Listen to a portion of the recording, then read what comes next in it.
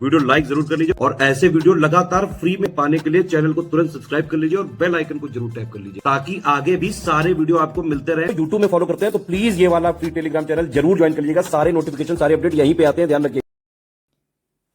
दोस्तों, स्वागत है आपका स्टडी फॉर सिविल सर्विसेज में। संविधान के सबसे महत्वपूर्ण अनुच्छेदों को हम देखने जा रहे हैं, मोस्ट इंपॉर्टेंट आर्टिकल्स। और पूरे संविधान के जितने भी अनुच्छेद हैं उन्हें साल भर आप पढ़ते हैं, उनसे संबंधित प्रश्नों को तैयार करते हैं, चाहे प्री का पर्पस हो या मेंस का हो। लेकिन परीक्षा से ठीक पहले, कुछ महीने पहले या कुछ दिन पहले जब भी तिथि आती है, तो उसके हिसाब से आपको जितनी भी इंपॉर्टेंट चीज़ें हैं जो कि परीक्षा उपयोगी हैं तात्कालिक तौर पे, वो पढ़नी चाहिए। और उसी उद्देश्य से ये डिज़ाइन किया गया वीडियो है। इसमें जो मोस्ट इंपॉर्टेंट आर्टिकल्स हैं उन्हें आप पार्ट वाइज देखेंगे, मतलब संविधान के भाग देखेंगे और साथ में अनुच्छेदों को देखेंगे। तो आइए बिना विलंब आरंभ करते हैं। यहाँ आप टेबल बनी हुई देख रहे हैं और टेबुलर फॉर्म में ही हम इन चीज़ों को कवर करने वाले हैं। तो सबसे पहले आप देखिएगा इसमें भाग एक को। ये भाग एक जो है ये संघ और राज्य क्षेत्र को दिखाता है, संघ और उसके राज्य क्षेत्र यानी यूनियन एंड इट्स टेरिटरी। तो इसमें संबद्ध अनुच्छेद है कुल मिलाकर 1 से लेकर 4 तक, यानी पहले से लेकर चौथा आर्टिकल जो है वहाँ तक इनका वर्णन। इसके बाद भाग 2 नागरिकता यानी सिटीजनशिप 5 से लेकर 11वें आर्टिकल तक। फंडामेंटल राइट्स यानी मौलिक अधिकार 12 से लेकर 35वें आर्टिकल तक भाग 3 में है। आगे आप देख रहे हैं यहाँ पर चौथा भाग जिसमें कि नीति निदेशक तत्व है और ये 36 से लेकर 51 तक है, directive principle of state policy. और 4A यानी 4A या 4 आप कह लीजिए, ये मौलिक कर्तव्यों के नाम से जाना जाता है और ये बाद में जोड़ा गया है। ये हमारे मूल संविधान का हिस्सा नहीं था। स्वर्ण सिंह कमेटी की सिफारिश के आधार पर इसे बाद में शामिल किया गया। जितने भी समाजवादी राष्ट्र हैं, ठीक है, जहाँ भी समाजवाद चलता है तो वहाँ पर जनता को भी बराबर का भागीदार समझ के उसे कर्तव्य बोध कराया जाता है, यानी फंडामेंटल ड्यूटीज़ वहाँ पर पहले से शामिल होती, ठीक है। और कुछ और कर्तव्यनिष्ठ राष्ट्र हैं जैसे जापान इत्यादि को आप देखते हैं। लेकिन भारत जैसे गणतांत्रिक देश में ये पहले से शामिल नहीं था। पहले ये आवश्यक नहीं समझा गया कि भाई मौलिक कर्तव्य जैसी चीज़ होनी चाहिए, क्योंकि लोग अभी देश को फिलहाल आज़ाद देख रहे थे। हाल फिलहाल में आज़ादी मिली थी, कितना संघर्ष किया था, अभी पीछे जस्ट बीता था। तो इतनी आसानी से कोई गुलामी की जहमत भूला नहीं था। तो कर्तव्य बोध कराने की ज़रूरत नहीं, सब अपने अपने कर्तव्य को निभा रहे हैं, ऐसा माना जाता था। लेकिन बाद में ये आवश्यकता महसूस होती है कि भाई ये भी ज़रूरी, तो जोड़ा गया। और बाद में आप देखेंगे पहले तो 10 ही जोड़े जाते हैं, लेकिन उसके बाद 11वां जो मौलिक कर्तव्य है वो इसमें बाद में ऐड किया जाता है। तो ये चीज़। इसके बाद आप भाग 5 को देखें, संघ सरकार का पूरा इसमें वर्णन है। और संघ सरकार की जहाँ तक बात यानी यूनियन गवर्नमेंट की है, तो इसमें आर्टिकल नंबर 52 से लेकर 151 यहाँ तक प्रावधान दिए हुए हैं। लेकिन इसमें भी चैप्टर बटे हुए हैं। पहला जो चैप्टर है वो एग्जीक्यूटिव को दिखाता है, यानी कार्यपालिका, 52 से लेकर 78। उसके बाद फिर पार्लियामेंट है चैप्टर 2 में, और ये 79 से लेकर 122 यानी 79 से लेकर 122। फिर चैप्टर 3 आपको दिखाई दे रहा है, ये राष्ट्रपति की विधायी शक्तियों को दिखाता है, लेजिस्लेटिव पावर्स ऑफ प्रेसिडेंट। और ये अध्यादेश जारी करने वाली जो शक्ति है 123वें आर्टिकल में, वो यहाँ पर वर्णित। आगे बढ़े और यहाँ पर आप चैप्टर 4 को देख रहे हैं, ये संघ की न्यायपालिका यानी जुडिशियरी को दिखा रहा है, यूनियन की जुडिशियरी जो है 124 से लेकर 147। और अंत में controller and auditor general of India यानी कैग, नियंत्रक और महालेखा परीक्षक, यह चैप्टर 5 है और 148 से लेकर 151 तक इसके बारे में प्रावधान। इसके बाद नंबर आता है भाग 6 का, और ये स्टेट गवर्नमेंट्स की चर्चा करता है। अब जब स्टेट गवर्नमेंट की चर्चा होती है तो यहाँ भी कुछ अच्छे खासे आर्टिकल कवर हो रहे हैं, 152 से लेकर 237 तक, ठीक है, टोटल। अब उसमें भी 2 चैप्टर यहाँ आप देख रहे हैं। चैप्टर 1 जो है ये साधारण है, मतलब जनरल उसमें बातें जो हैं वो दी हुई हैं, और ये 152 में कहा गया है। चैप्टर 2 जो है वो कार्यपालिका यानी एग्जीक्यूटिव का है, मतलब यहाँ कार्यपालिका किसकी है, ये स्टेट गवर्नमेंट की। और एग्जीक्यूटिव का वर्णन जो है वो 153 से लेकर 167 तक। चैप्टर अभी बंद नहीं हुआ है। चैप्टर 3 जो है इसमें राज्य के विधानमंडल की चर्चा है, यानी स्टेट लेजिस्लेचर, और ये 168 से लेकर 212 तक इसमें आर्टिकल में इसका वर्णन प्राप्त होता है। Chapter 4 legislative power of governor यानी राज्यपाल की विधायी शक्तियाँ, जैसे राष्ट्रपति की हमने देखी थी वैसे ही 213वें में राज्यपाल की विधायी शक्तियों का वर्णन। इसके बाद चैप्टर 5 राज्यों के उच्च न्यायालय यानी हाई कोर्ट्स की चर्चा है, 214 से लेकर 232 यानी 214 से लेकर 232। और फिर अधीनस्थ न्यायालय यानी सबऑर्डिनेट कोर्ट्स जो है ये चैप्टर 6 में है, और ये 233 से लेकर 237 है। और यहाँ पर ये चैप्टर यहाँ बंद होते हैं, मतलब 6वें भाग को हमने देखा। आगे आप 7वें को देख रहे हैं जिसको कि निरस्त कर दिया गया है।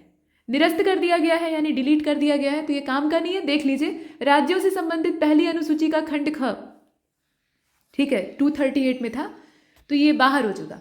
इसके बाद 8वां जो है ये संघ राज्य क्षेत्र को दिखाता है, यूनियन टेरिटरी को, 239 से लेकर 242 तक।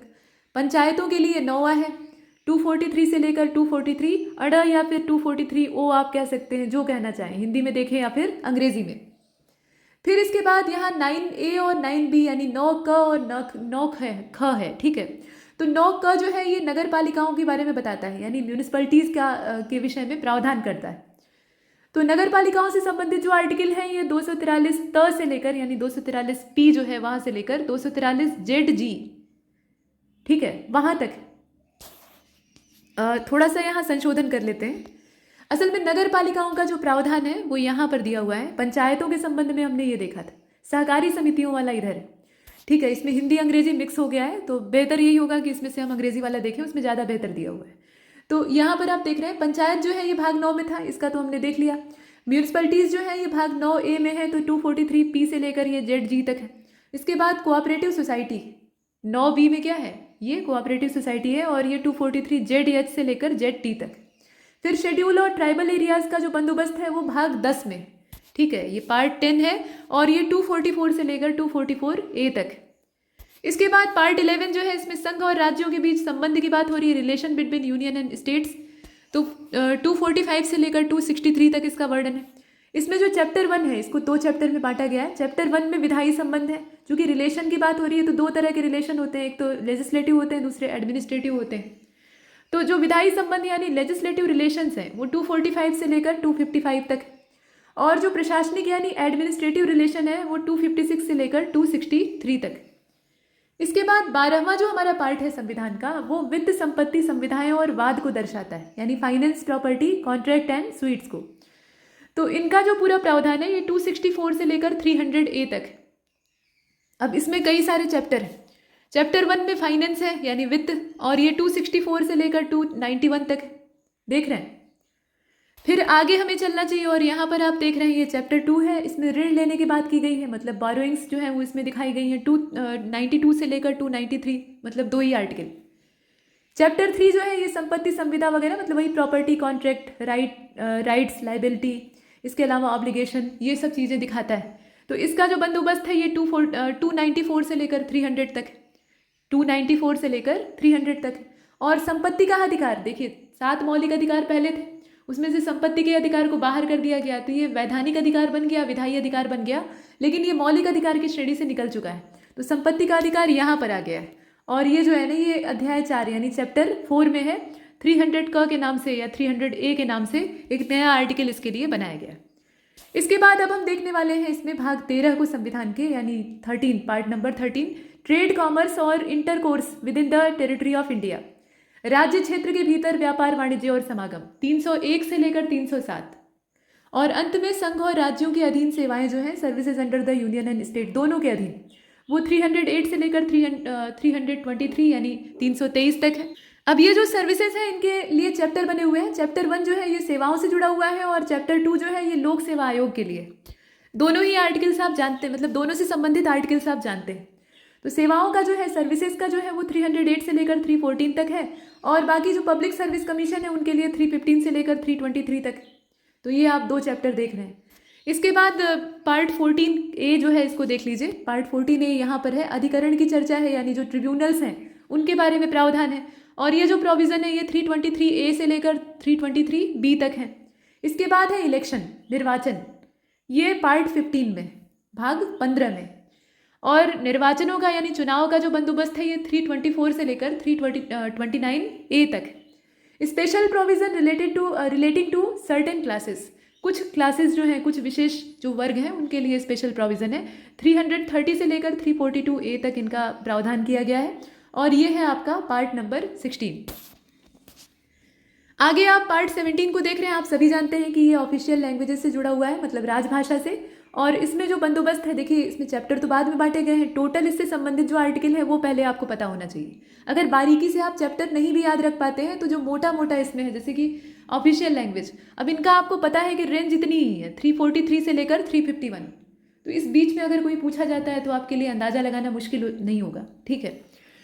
तो देखिए, राजभाषा यानी जो ऑफिशियल लैंग्वेज है इसके संबंध में 343 से लेकर 351 तक है। और इसमें जो चैप्टर 1 है उसमें संघ की भाषा का वर्णन है, यानी language of union, language of the union, 343 से लेकर 344। और उसके बाद रीजनल लैंग्वेजेस जो हैं वो इसके चैप्टर 2 में 345 से 347। फिर चैप्टर 3 जो है इसमें language of supreme court, high court और कानूनी भाषा अंग्रेजी को ही उसमें तवज्जो दी जाती है। खैर उसमें प्रावधान क्या है इसको हमें देखने की ज़रूरत नहीं, यहाँ सिर्फ नंबर देखें। तो जो कोर्ट की भाषा है उसका प्रावधान हम चैप्टर 3 में देखते हैं, यानी 348 से लेकर 349 तक। और अंत में स्पेशल डायरेक्टिव्स जो हैं वो दिए हुए हैं, यानी विशेष निर्देश, वो 350 से लेकर 351 तक। इसके बाद पार्ट 18 है, आपात उपबंध को हम देख रहे हैं। इसमें 352 से लेकर 360 तक है इमरजेंसी के जितने प्रोविज़न हैं। प्रकीर्ण यानी मिसलेनियस, जिसकी आप बहुत बेसब्री से प्रतीक्षा करते रहते हैं। मिसलेनियस मतलब वो डाटा से जुड़ा हुआ मिसलेनियस होता है, यहाँ पर ये कॉन्स्टिट्यूशन का मिसलेनियस। तो ये जो मिसलेनियस है ये 361 से लेकर 367 तक। इसके बाद अमेंडमेंट, संविधान में अमेंडमेंट, संसद विधि बनाकर संविधान को संशोधित कर सकती है, उसके लिए संशोधन विधेयक की आवश्यकता होती है, मतलब अलग अलग प्रावधान होते हैं।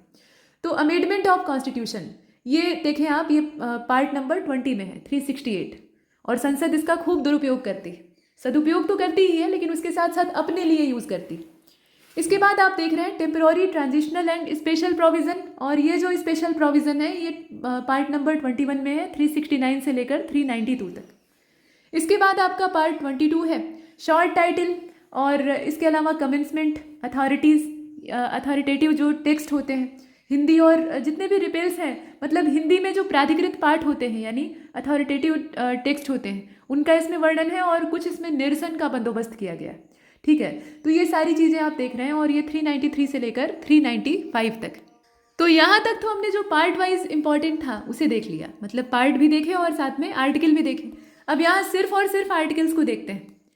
ठीक है, तो महत्वपूर्ण अनुच्छेद दिए हुए हैं, ध्यान से देखिए।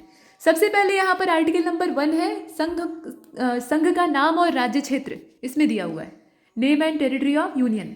इसके बाद है आपका आर्टिकल नंबर 3, नए राज्यों के नाम से संबंधित है, वर्तमान राज्यों और पुराने राज्यों के क्षेत्रफल से जुड़ा हुआ है, सीमा और नाम में परिवर्तन, ये सारे अधिकार किसके पास होते हैं? संसद के पास होते हैं। तो वो सारे जो अधिकार हैं वो इधर दिए हुए हैं। ठीक है, मतलब alteration of areas, boundaries, name of existing states, इन सब मामलों में परिवर्तन की बात। इसके बाद आप देखें यहाँ पर 13वें को, इसमें आप देखेंगे कि मूल अधिकारों से असंगत या उन्हें अल्पीकरण करने वाली विधियाँ, मतलब मूल अधिकारों को सिकोड़ने वाली, वो अनलिमिटेड नहीं है, उन्हें संक्षिप्त करने वाली, उन पर अंकुश लगाने वाली जितनी विधियाँ हैं उनके संबंध में प्रावधान यहाँ पर दिए हुए। आगे आप देख रहे हैं यहाँ पर आर्टिकल नंबर 14, विधि के समक्ष समता, कानून के सामने सब बराबर हैं, इक्वेलिटी बिफोर लॉ। और धर्म, मूल, वंश, जाति, लिंग, जन्मस्थान के आधार पर भेदभाव का, कुल मिलाकर छुआछूत जो है उसका निषेध, किसी भी आधार पर डिस्क्रिमिनेशन जो है वो मान्य नहीं है। ये आपका आर्टिकल नंबर 15 में। लोक नियोजन के विषय में अवसर की समानता जो है ये आपके 16 में है, आर्टिकल नंबर 16 में। ठीक है, मतलब इक्वलिटी ऑफ अपॉर्चुनिटी की बात की जा रही है, अस्पृश्यता के अंत की बात की जा रही है, अनटचेबिलिटी को एबॉलिश करने की बात की जा रही है आर्टिकल नंबर 17 में। ये सब जो है ये फंडामेंटल राइट्स में आते हैं, आप जानते हैं। उपाधियों का अंत यानी एबोलिशन ऑफ टाइटल्स, ये पार्ट आर्टिकल नंबर 18 में। ठीक है, अनुच्छेद संख्या 18 में। इसके बाद आर्टिकल नंबर 19, वाक स्वतंत्रता आदि विषय कुछ अधिकारों के संरक्षण की बात है, मतलब जो फ्रीडम ऑफ स्पीच है उसके संबंध में जो सर्टेन राइट्स हैं प्रोटेक्शन के संबंध में, उनका वर्णन है। उसके बाद आप देखें मतलब स्वतंत्रता, अभिव्यक्ति की आज़ादी। इसके बाद आप यहाँ आर्टिकल नंबर 20, दोष अपराध के लिए दोष सिद्धि के संबंध में संरक्षण की बात करेंगे। ठीक है, फिर आर्टिकल नंबर 21 जो है इसमें प्राण और दैहिक स्वतंत्रता की बात। ठीक है, प्राण और दैहिक स्वतंत्रता दोनों का संरक्षण हर परिस्थिति में किया जाएगा, तो वो चीज़ आप देख रहे हैं, protection of life and personal liberty. अब इसमें एक नया जोड़ा गया 21A, और ये प्रारंभिक या प्राथमिक शिक्षा का अधिकार है, राइट टू एलिमेंट्री एजुकेशन, मौलिक अधिकार में। 22वां, कुछ दशाओं में गिरफ्तारी और निरोध में संरक्षण। ठीक है, कुछ दशाओं में, ये चीज़ आपने देखा। इसके बाद आर्टिकल नंबर 23, बलात्श्रम और मानव दुर्व्यापार का निषेध। ठीक है, prohibition of traffic in human being and force labour, दोनों को यहाँ निषिद्ध किया गया है। कारखानों में बच्चों से मजदूरी करवाने को एकदम बैन कर दिया गया है, ये आर्टिकल नंबर 24 है। 25 जो है उसमें अंतःकरण की और धर्म को अबाध रूप से मानने की स्वतंत्रता, मतलब आपका मन जिस धर्म को मानने के लिए चाहे आप मान सकते हैं, उसकी आपको आज़ादी। तो ये आर्टिकल नंबर 25। 26 में आप कहा गया, यहाँ देख रहे हैं आप, 26 में कहा गया कि धार्मिक कार्यों के प्रबंधन की आपको आज़ादी, आप चाहे जैसे उनका मैनेजमेंट कर सकते हैं, लेकिन ये कि दूसरे की भावनाओं को ठेस पहुंचा कर नहीं, अपनी सीमा में रहकर। इसके बाद 29, हर चीज़ के साथ टर्म एंड कंडीशन जुड़ी हुई है, ऐसा नहीं है कि वो निरंकुश। 29 में अल्पसंख्यक वर्ग के हितों का संरक्षण करने की बात की गई, ठीक है, माइनॉरिटीज़ जो है उनके हितों का संरक्षण।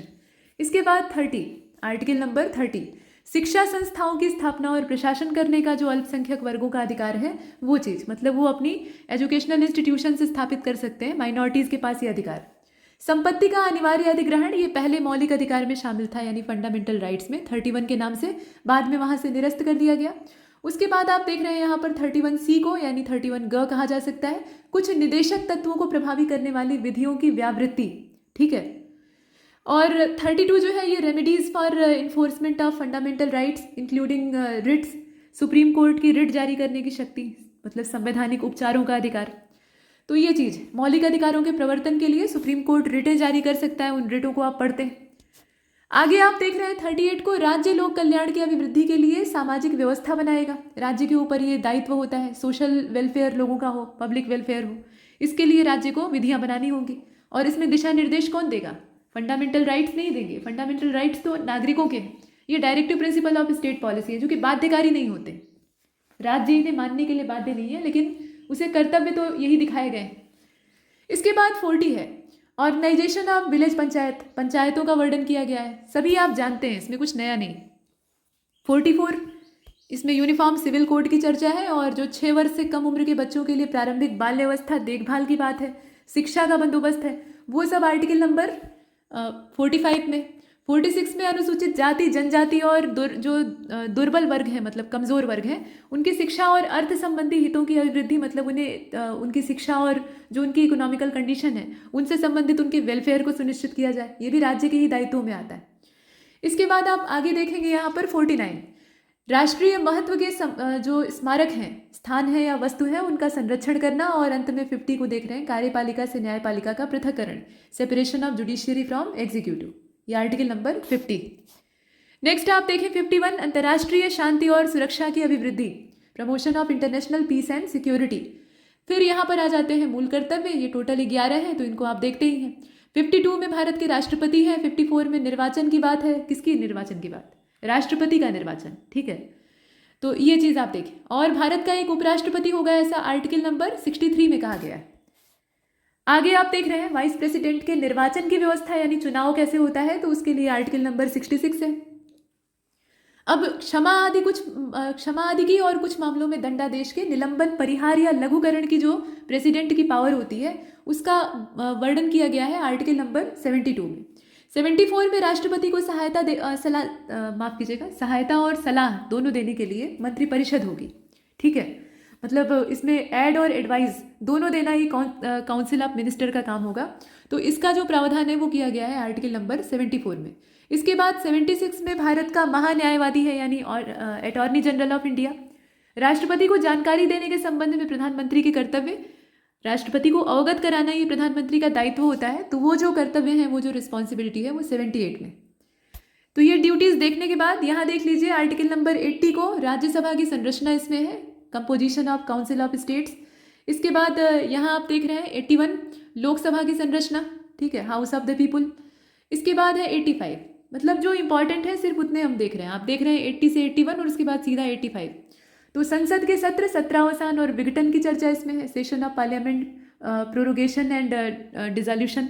इसके बाद राज्यसभा के सभापति और उपसभापति का वर्णन, डिप्टी चेयरमैन और चेयरमैन का, तो इनके संबंध में जो प्रोविजन है वो 89 में है। जबकि 93 को आप देख रहे हैं, इसमें लोकसभा के स्पीकर और डिप्टी स्पीकर जो है उनके संबंध में बात कही गई। 93 तक देखने के बाद सीधे 108 पर आएंगे, बीच वाले जितने हैं उनको भूल जाइए, अभी के लिए भूल जाइए, ठीक है। तो कुछ दशाओं में दोनों सदनों की जो संयुक्त बैठक होती है, यानी ज्वाइंट सिटिंग आयोजित की जाती है, कुछ सर्टेन केसेस होते हैं ऐसे, तो उनका प्रोविजन दिया है 108 में।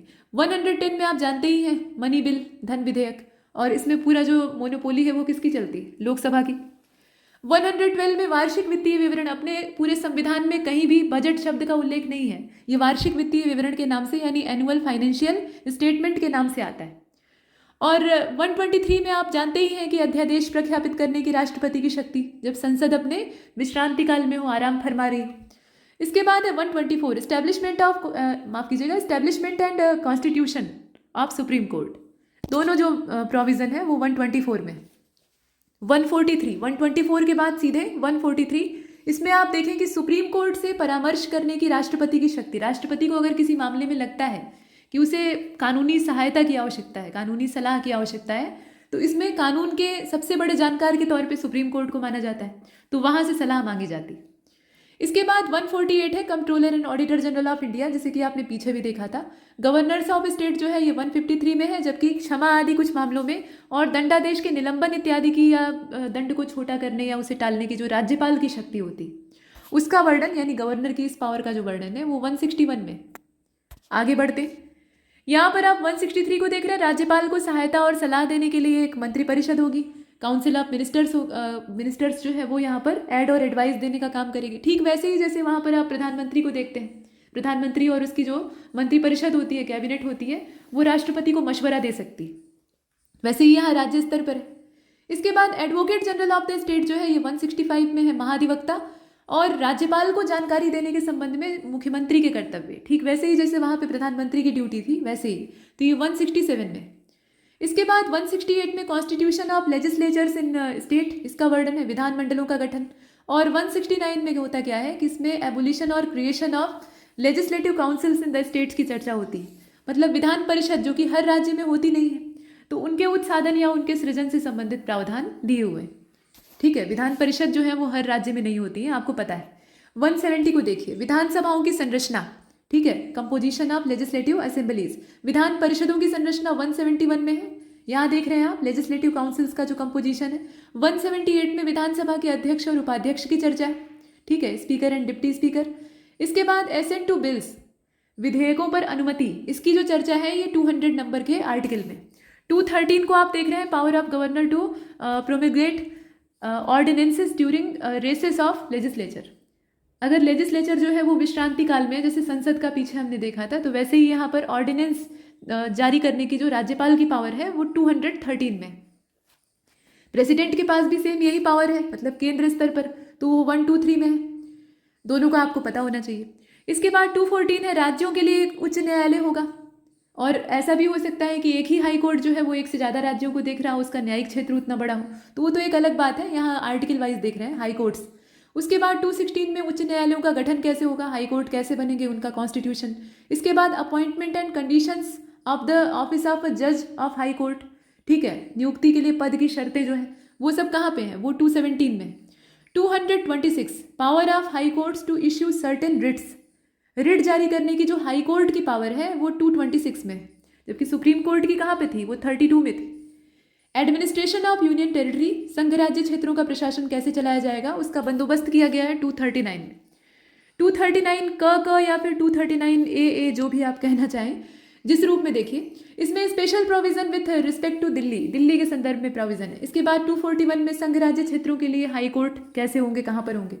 पंचायतों के बारे में बात की गई है, मतलब पंचायतों के कॉन्स्टिट्यूशन की चर्चा की गई है 243 में, और 243 में कंपोजिशन ऑफ पंचायत, संरचना, गठन कैसे होगा और उनका कंपोजिशन स्ट्रक्चर कैसा होगा, संरचना कैसी होगी। इसके बाद 249 power of parliament to legislate with respect to a matter in the state list, ठीक है, स्टेट लिस्ट का जो मैटर है उसमें उसके संबंध में कानून बना सकती है कौन, संसद। ऐसा अधिकार संसद के पास होता है। आमतौर पर आप देखते हैं कि जो 3 लिस्ट बनती हैं, मतलब स्टेट लिस्ट, यूनियन की अपनी लिस्ट होती है, केंद्र सरकार के पास दायित्व होते हैं, और कॉन्करेंट लिस्ट जो होती है उसमें दोनों के पास अधिकार आते हैं कानून बनाने के। लेकिन संसद जो राज्य सूची होती है, स्टेट लिस्ट होती है, उसमें भी हस्तक्षेप करके कानून बना सकती है। तो उससे संबंधित जो नेशनल इंटरेस्ट का मामला है, ऐसे विषय जिसमें कि पूरे देश का हित या देश का भविष्य निर्धारित हो रहा है, उसके संबंध में पार्लियामेंट निर्णय लेने के लिए स्वतंत्र है। तो ये 249 में कहा गया है। आगे आप पढ़ें और यहाँ देखें 262, इसमें कहा गया कि अंतर्राज्यीय नदियों या फिर नदी दूनों के जल विवाद के मामले में न्याय निर्णयन कैसे किया जाएगा, ठीक है।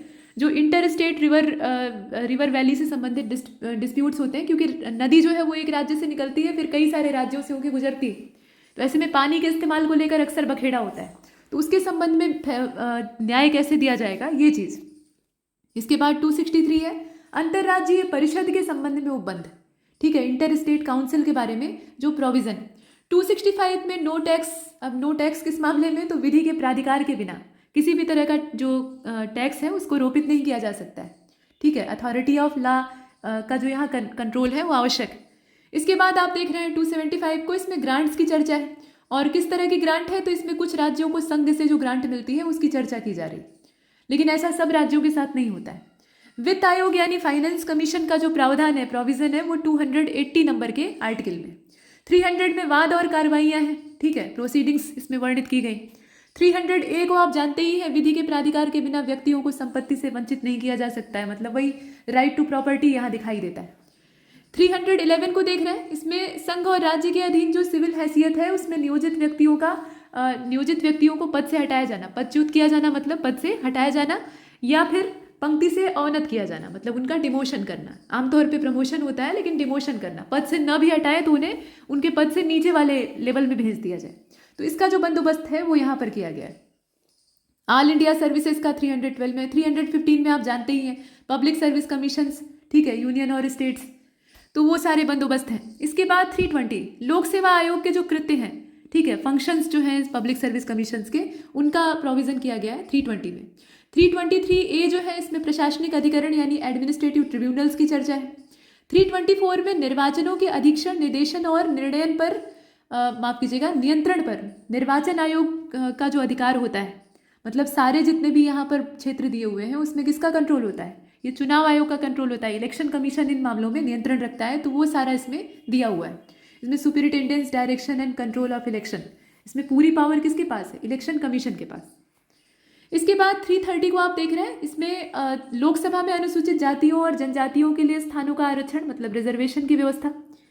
आगे सेवाओं और पदों के लिए अनुसूचित जातियों और जनजातियों के दावे, ठीक है, क्लेम जो है शेड्यूल कास्ट और शेड्यूल ट्राइब के सर्विसेज और पोस्ट पे, उसका बंदोबस्त है, उसकी जो व्यवस्था है वो 335 में। 338 में अनुसूचित जाति आयोग का वर्णन है। आपको पता होना चाहिए और आप जानते भी हैं, ये चीज़ें बहुत कॉमन है। इसमें अनुसूचित जाति आयोग और जनजाति आयोग दोनों पहले एक साथ थे, फिर बाद में उन्हें सेपरेट किया गया, तो इसमें सेपरेट किया गया, तो इसीलिए 338A जो है इसमें national commission for schedule tribe जो है इनके बारे में पता लगता है। 338B इसमें राष्ट्रीय पिछड़ा वर्ग आयोग यानी national commission for other backward classes, और 341 में अनुसूचित जातियां हैं यानी शेड्यूल कास्ट है, 342 में शेड्यूल ट्राइब। नेक्स्ट आप देख रहे हैं यहाँ पे 342A को, यहाँ पर 342A में सामाजिक और शैक्षिक पिछड़ा वर्ग है यानी सोशली और educationally backward classes. Official language of the union जो है ये 343 में है। 344 में commission and committee of parliament on official language, ठीक। इसके बाद 352 में प्रोक्लेमेशन ऑफ इमरजेंसी मतलब नेशनल इमरजेंसी का जो प्रावधान है, प्रोविजन है, वो दिया हुआ है 352 में, ठीक है, आपातकाल की उद्घोषणा कब और कैसे होगी। 356 में क्या, इसमें जब राज्यों में कोई कॉन्स्टिट्यूशनल मशीनरी विफल हो जाती है, संवैधानिक तंत्र सही तरीके से काम नहीं करता है, तो राज्यपाल की सिफारिश पर वहाँ पर राष्ट्रपति शासन लगा दिया जाता है, मतलब प्रेसिडेंट रूल का इसमें प्रोविजन, वो चीज़ आपने देखी। 360 जो है ये वित्तीय आपातकाल के बारे में, और इसके बाद 368 में संविधान का संशोधन करने की संसद की शक्ति, मतलब सीधी बात है कॉन्स्टिट्यूशनल अमेंडमेंट का प्रोविजन। 370 जो है इसमें अस्थायी उपबंध जम्मू कश्मीर के बारे में किए गए थे, तो वो सब खत्म हो चुका है और यहीं पर हमारा ये लेक्चर भी खत्म होता है, ठीक है। इसमें जितने भी इंपॉर्टेंट आर्टिकल्स थे, सिर्फ आर्टिकल, पहले हमने पार्ट वाइज देखे, उसके बाद सिर्फ आर्टिकल करके हमने टेबुलर फॉर्म में जितने भी महत्वपूर्ण थे उन्हें